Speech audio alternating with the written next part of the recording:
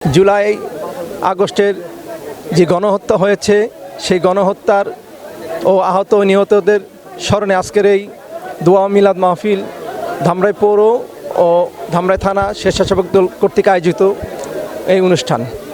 আপনারা জানেন যে দীর্ঘ 17 বছর খুনি হাসিনা এই সাধারণ মানুষের উপর, বিএনপির নেতাকর্মীর উপর যে স্টিম রোলার চালিয়েছে, তার ফলস্বরূপ এই 5ই আগস্ট ঘটেছে।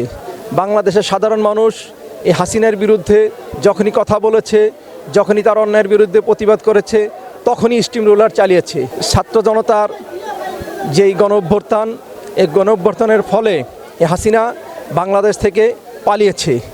এখনও তার অনেক প্রেতাত্মা বাংলাদেশে আছে।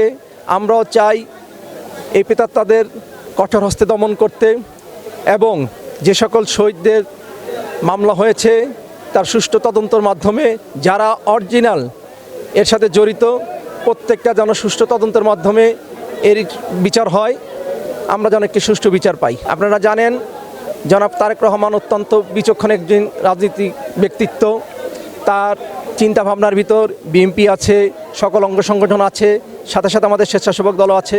আমাদের স্বেচ্ছাসেবক দলের কেন্দ্রের বর্তমান সভাপতি এস.এম. জিলানী ও সাধারণ সম্পাদক রাজীব আহসানের নেতৃত্বে সারা বাংলাদেশের স্বেচ্ছাসেবক অত্যন্ত সুন্দর একটি সুশৃঙ্খল সংগঠন।